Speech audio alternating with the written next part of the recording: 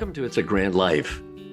Did you know that in the United States alone, 2.4 million kids are being raised by their grandparents or other family members other than mom or dad? 2.4 million. It's a Grand Life is a podcast for those grandparents and kinship caregivers who are committed to making a difference for those kids. Grand families are in every neighborhood, every city, tribe, and territory nationwide. If this is you or someone you love, this podcast is for you. Our goal is to offer hope and resources to help you. Please subscribe to our YouTube channel or follow us wherever you get your audio podcasts and leave a review. Every new subscriber and review helps us reach others that need assistance. Welcome to another episode of It's a Grand Life. Hi, my name is Craig Nash. I'd like to welcome you to another It's a Grand Life. And I think you're really going to enjoy our guest today. She is Ruth Walsh, and she is here in Michigan, where I am. And we're just commenting on how wonderful our weather is with the overcast skies, which is a typical Michigan winter. Although yesterday, believe it or not, it was 73. But Ruth, we're so delighted to have you here on It's a Grand Life, and can't wait to hear about your interstate guardianship program. It's just I've talked to a lot of folks that are guardians like myself, but I haven't met anybody who has got one foot in one state and one foot in the other state. But thanks so much for being our guest here on It's a Grand Life. Yeah, I'm glad to be here.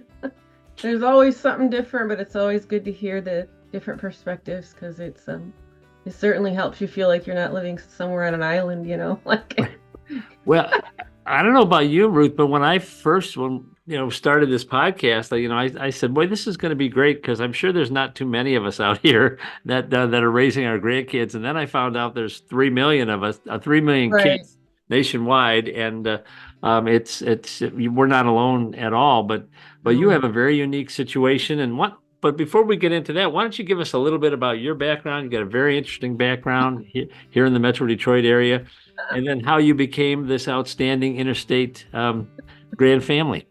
Yeah, well, so I was born in Michigan, Southeast Michigan here, and graduated from the University of Michigan and with an degree in engineering, and started my career, I guess, out of state. Which brought me to eventually Minnesota, where we were for, I think, 11 years. Okay. Yeah, which is what I had. I graduated later, so I had 4 kids by the time I graduated. And then, so they were all born here. And so we moved by the time we were in Minnesota, basically they were raised in Minnesota-ish. I mean, for the most part, most of their schooling and that, and then we they were all grown by the time that we were transferred back to Michigan. But this time, following my husband, we worked together in 3 different jobs, and we usually follow each other job to job. But this time, I followed him back to Michigan, which was great for me because my family's here. Right. Yeah. So, but we came with a grand. Right. So you had so your careers led you and your husband to Minnesota and then back to Michigan, and I have met engineers in the past where they have a similar situation where the husband and wife work together, and in fact there's folks in my neighborhood, both the parents live in Michigan here, and they both work at GM, which is it's a huge company, so that makes sense. But so then you had your kids and they were raised in Minnesota. And then you have this grand family situation where you are raising your grandson, if I'm not mistaken, right? Yes, yeah. And how did we get there? Okay, so it's my son's child. He was diagnosed with schizophrenia when he was 19. His son was 4 months old. Okay. They were young parents. Yep. So it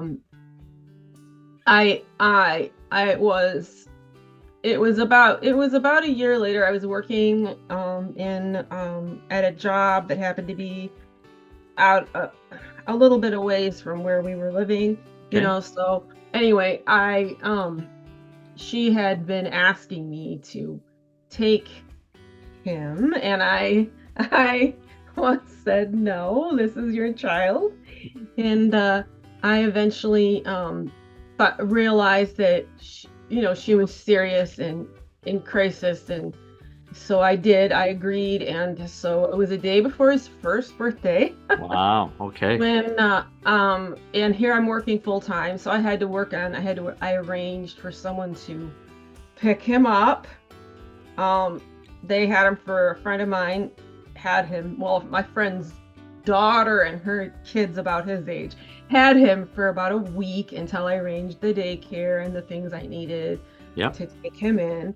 And then he came to live with me. And then at that time we only did not knowing what to do. Right. We were like, well, I can't get daycare. I can't do anything because I'm not his parent. So we did the I think it was a power of attorney, Okay. which really it's not legally binding or anything, right? No, right. But you didn't know at the time. I thought, oh, she signed a thing, we're good. No, you're not. So 4 months later, she did take him back. And then I was living, after that, I was living back closer to home. Okay. Then I helped her for that about a year to, again, I tried to help her be the parent, right? So I made sure she had the diapers and the clothes. I was driving her back and forth to work. I was doing all the things to make sure that she had what she needed. But she, not long after, had wanted me to take him, and at this point I was thinking, no, because we did this and you took him back, and that's heartbreaking. 100%. It's heartbreaking. Right. So I said, no, I'm going to help you be the parent, and we're going to continue this. But then that became it became apparent to me that I had to say yes at one point, and I did.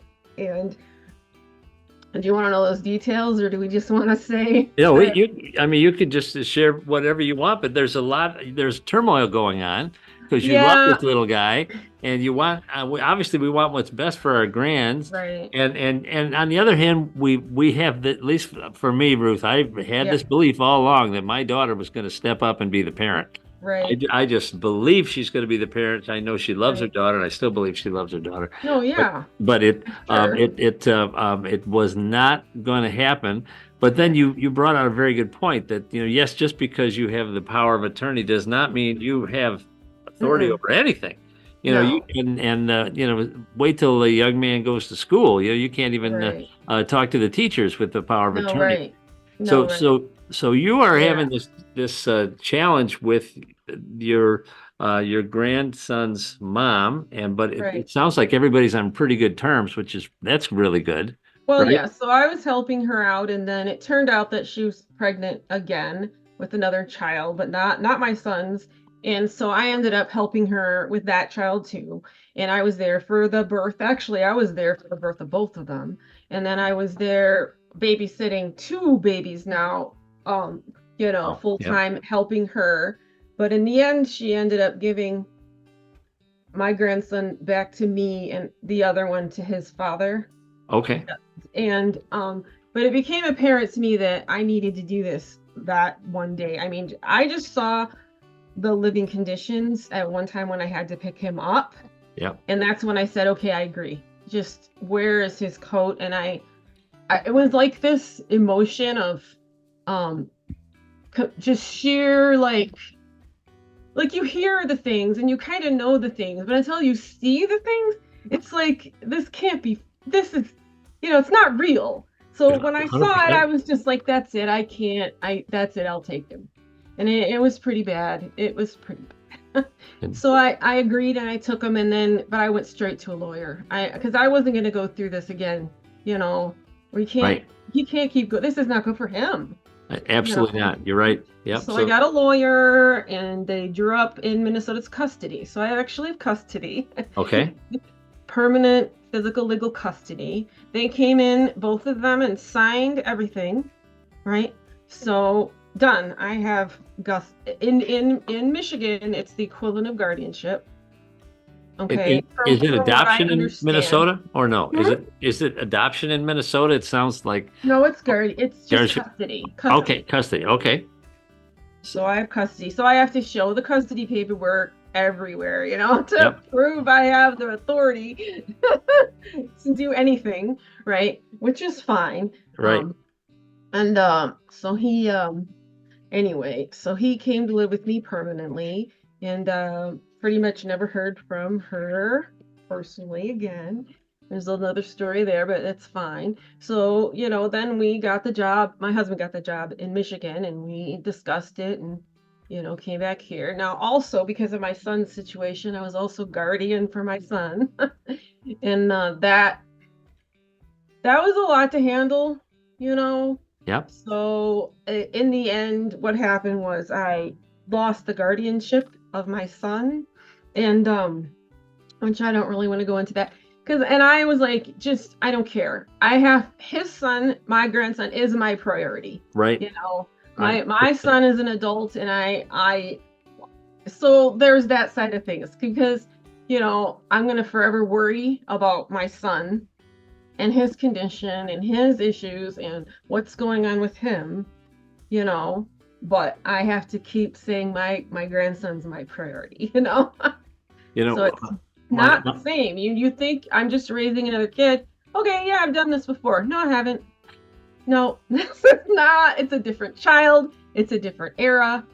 Things have changed. We know better. And my 100%. son, you It's know, I see my grandson and he is a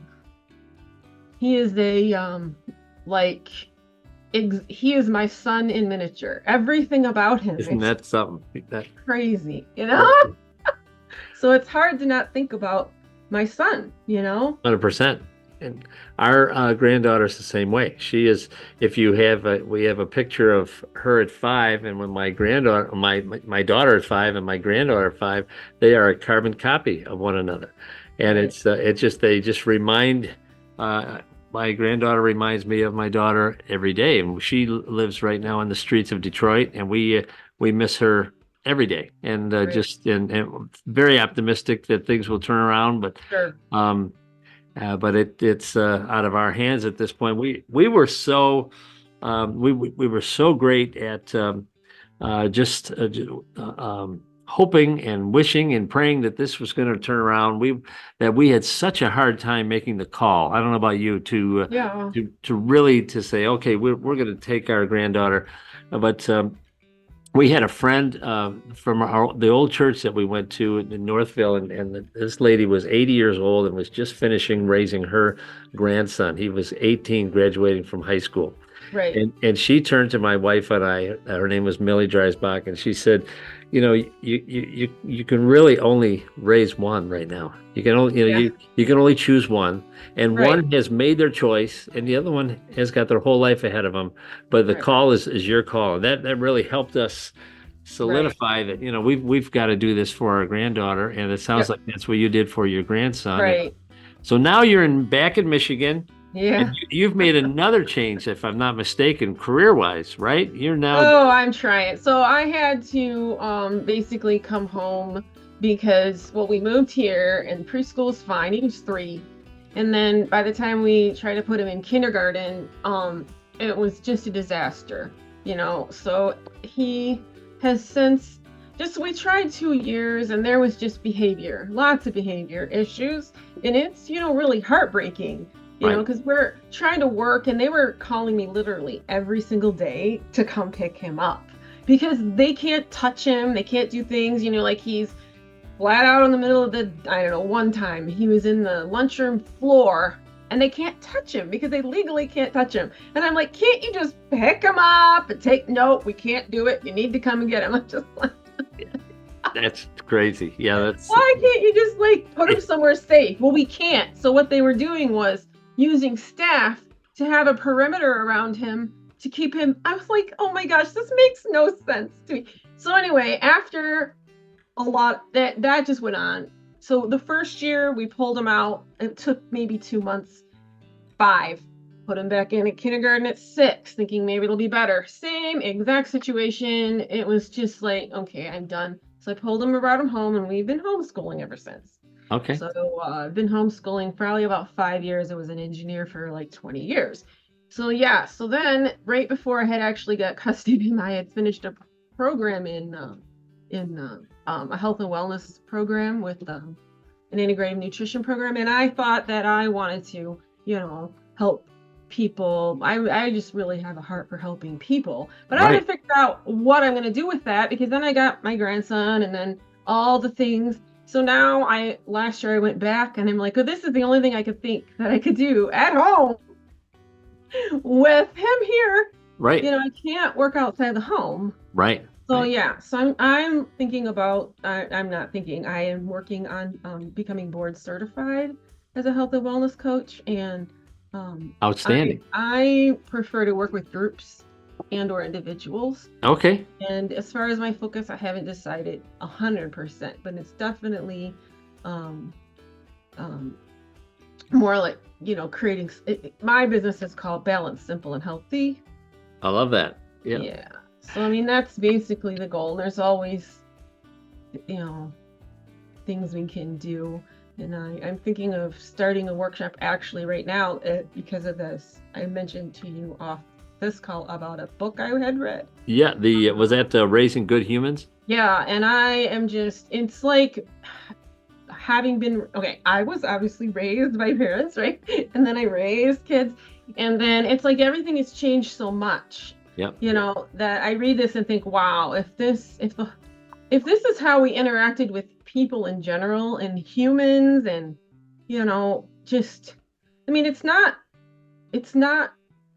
leniency. It's just not, it's trying to, you have to actually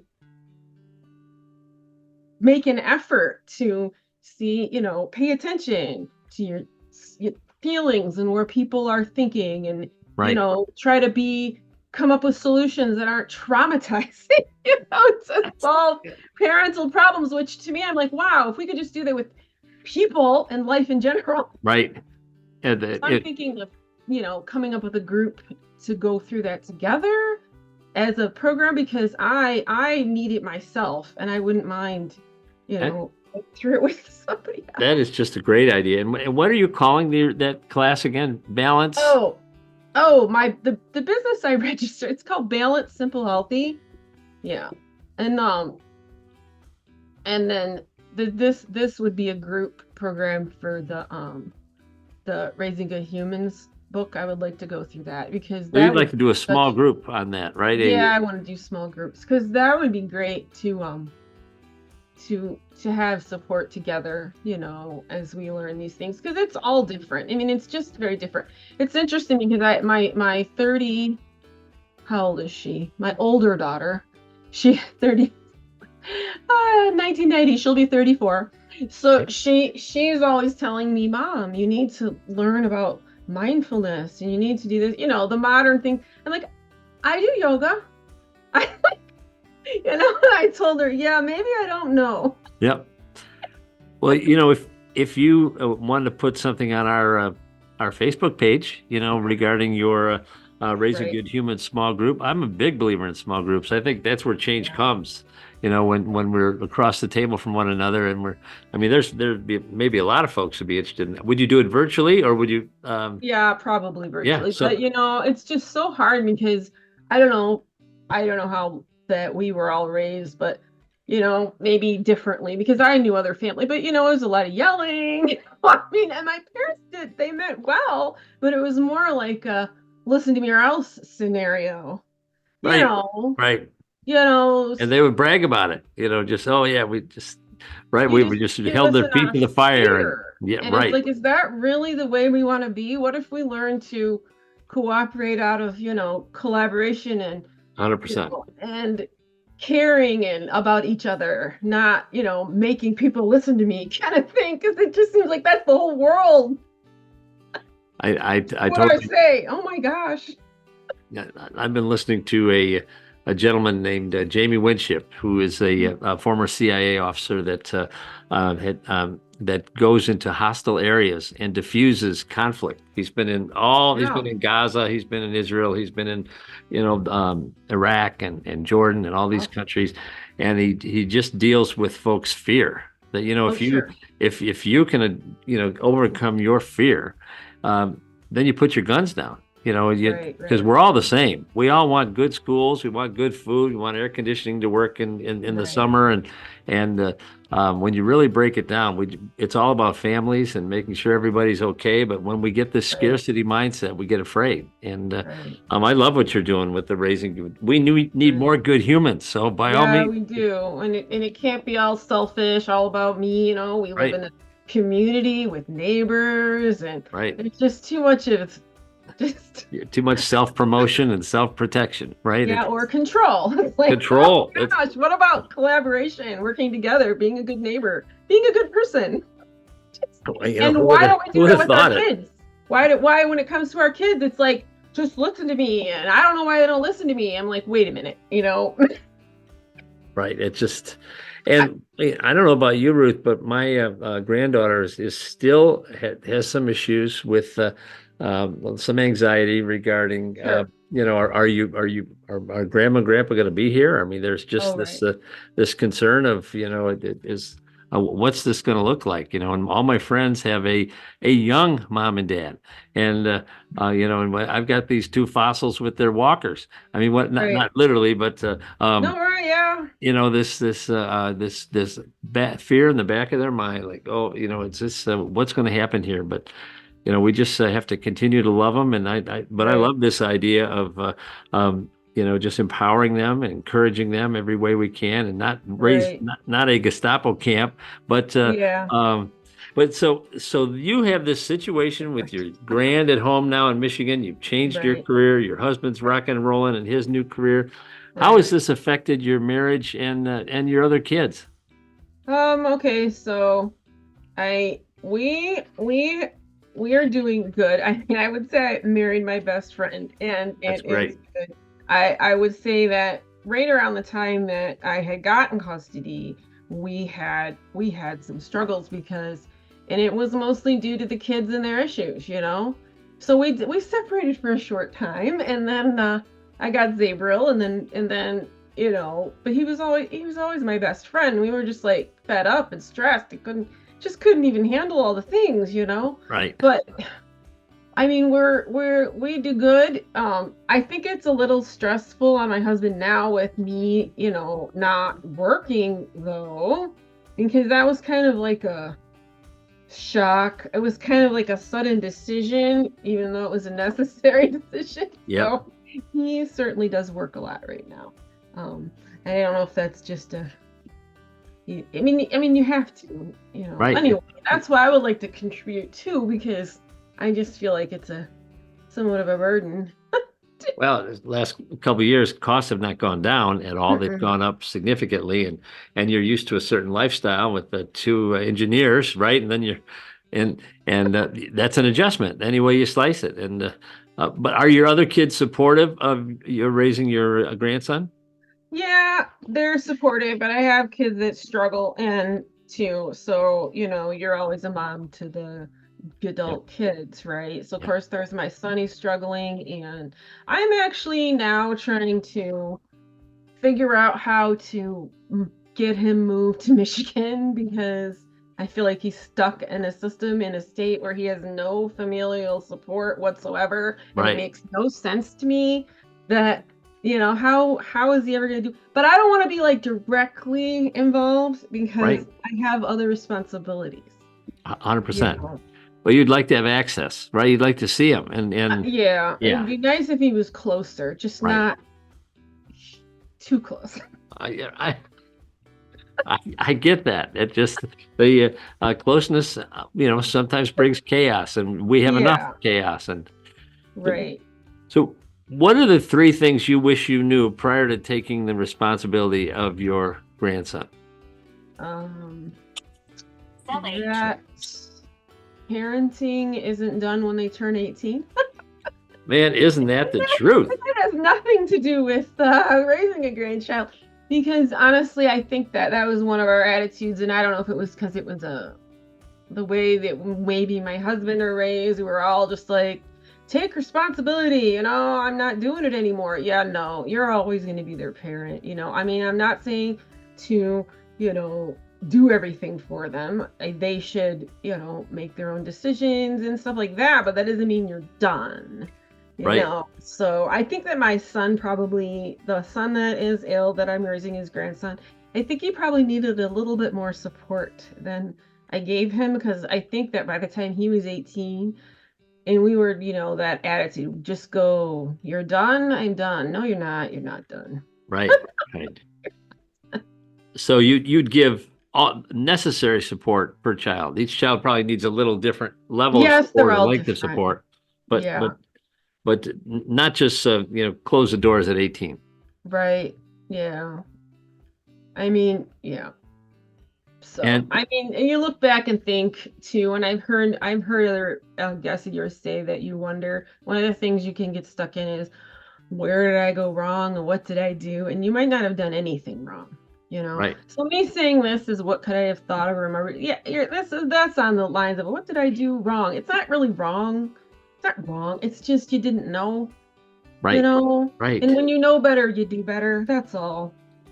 So That's I'm good. not I'm not gonna go and say that, what did I do? Because I have my youngest is like, oh, you were never there. I was there, I just worked. And after work, we went to all the activities and all the things. But in Right. her mind, all she remembers is, she went to school, then she went to after school, and then she went to activities, and she somehow feels like she was neglected and abandoned. I'm like, I don't even understand that. It does blow your mind when you're killing yourself and just trying to make the keep the wheels heading in the right Yeah. direction, and they think, boy, I was left out in the cold. You're like, what are you talking about? We went Well, here, yeah, we but went that's there. her experience, and she Yeah, has to deal right. with that. No, But you can think, oh, what did I do wrong? And it's like, maybe you didn't. right. You made the best decisions you could with what you had, and you So know, so there's so you have to forgive yourself, is what I'm hearing. Is that right? You got to give yourself a little grace. yeah, or think, did you really do anything wrong? You may not have, Right, because once they're adults, they make their own decisions, and they have consequences for those decisions. Doesn't mean you did it. You didn't do it. You didn't make them make their decisions. right, And that sometimes is hard because you think you are responsible. You are responsible, but you're not really like that kind of responsible. right. I mean, maybe there's things people did that they regret, but I don't think I did anything specifically. Right. And and it's coming at you pretty fast if you're like our situation. You've got life going on, especially with multiple kids. You got this one doing that, and the other one doing this, and you've got college issues or what have you, and Right, then this baby comes along, and you're like, right. man, I got to take care of this grand. This is not Yeah. going the right way, and I just like all the grand families we've had on the program, I just take my hat off to you because it's such a major change to the family and to the Right. lifestyle, and it's the absolutely the right thing, but that Yeah. doesn't mean it's easy.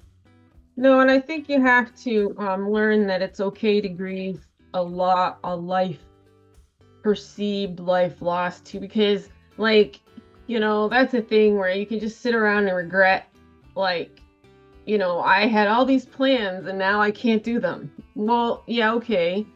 But if you can't live in that, which I have had times when I just like, I don't want to do this anymore, this is not what I planned. And, you're allowed to feel, I think you're allowed to feel that way, but you have to process those things. Because if you don't, then you're just going to live it in that, you can't.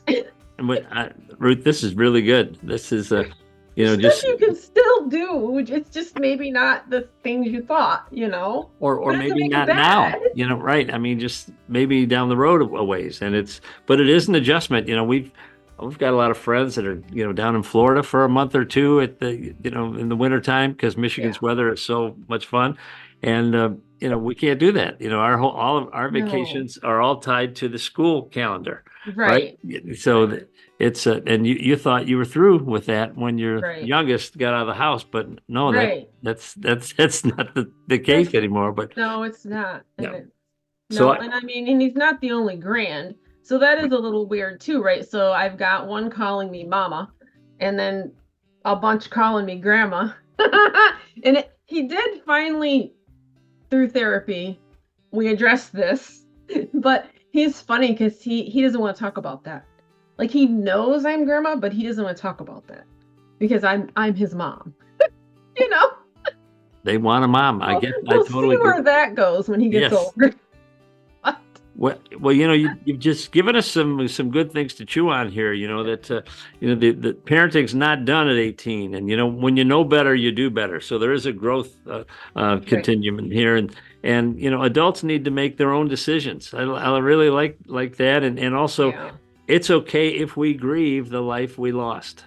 Yeah. And this is just absolutely great and um, great stuff to chew on. And Ruth, I hope you will come back and share with us from time to time how things are going and what you've continued to learn and what you could pass on to our listeners. And because this is this has been a challenge. You've got one child in Minnesota and you've got your grandchild here in Michigan Right.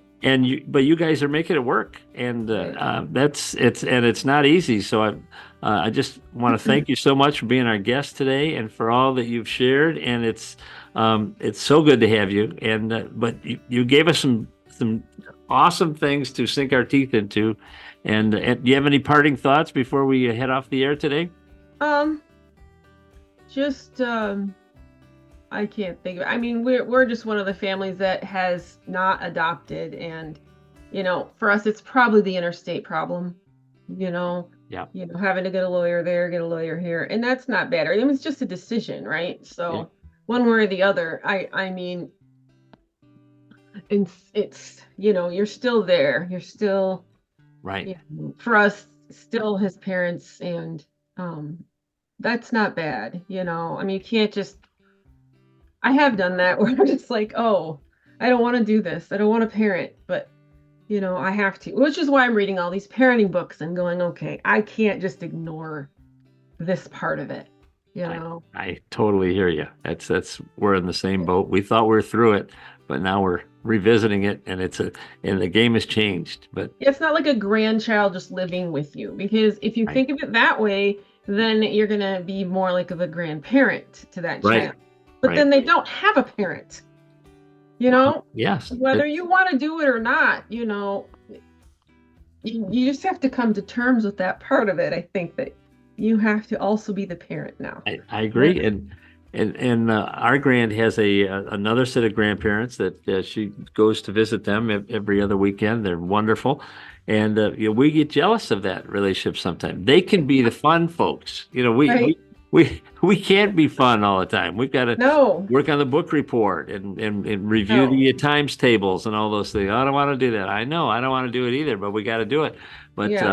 you Or know, so managing the raising of a good human part. And then that's exactly. just like, I It's don't want to do it. no, I don't want to do it. Uh, but you guys, from the bleachers where I sit, you're doing a great job with a lot of moving parts. And I just want to encourage you today, and just be encouraged. And you and I are part of that OLSA support network here in Oakland County, and it's just so good to know we are not alone, and we're No, I need that. I and need and that and because you're not alone. You're doing a great job, and I can't wait to see as we progress down this road together where this ends up. But thanks so much for being our guest here on It's a Grand thank Life, you. and you're making it a grand life, especially for that little guy. And Yeah, just good for him. good for But it can be good for us too. We just right. have to decide, that this is just different. It doesn't make it bad. It's It's just different. different. It doesn't make it bad. No, Yeah. but you're adjusting. So Yeah. we'll look forward to catching you down the road a piece, and when we can check in and see how things are going in the Walsh camp. And Until then, thanks so much for being our guest here on It's a Grand Life. Thank you for joining us today for It's a Grand Life. It's a Grand Life provides vital content, regulatory updates, and subject matter experts that are committed to supporting the 2.4 million kids and their caregivers from every neighborhood, every city, every tribe and territory nationwide. Please subscribe to our YouTube channel or wherever you get your podcasts and leave a review. Every new subscriber and review helps us reach others that need assistance. As caregivers, we are united in purpose. We are driven by hope while providing strength for today and hope for tomorrow. We are truly making a difference while living the grand life. If you have a suggestion for a future episode, please reach out to us. But we'll see you next time for another It's a Grand Life. Thank you for joining us.